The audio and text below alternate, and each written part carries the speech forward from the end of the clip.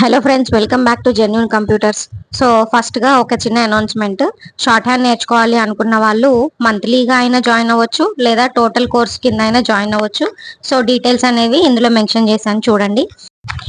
Maximum అందరికీ తెలుసు notification వచ్చింది అని, బట్ తెలియని వాళ్ళ కోసం వీడియో అయితే అప్లోడ్ చేస్తున్నాను. SSC steno grade C grade D 2026 notification అయితే రిలీజ్ అయింది. అప్లికేషన్ డేట్ స్టార్ట్ అయ్యేది April 24th, ఎండ్ వచ్చేసి May 15th.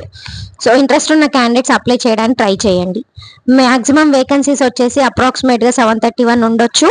సో వేకెన్సీస్ ఎక్కువే ఉన్నాయి కాబట్టి ఇంట్రెస్టెడ్ క్యాండిడేట్స్ అప్లై చేయడానికి ట్రై చేయండి. సిలబస్ కూడా చాలా ఈజీగా ఉంటుంది అండ్ కాంపిటీషన్ కూడా తక్కువ ఉంటుంది. సిలబస్ వచ్చేసి రీజనింగ్, జనరల్ అవేర్నెస్, ఇంగ్లీష్ మాత్రమే ఉంటాయి.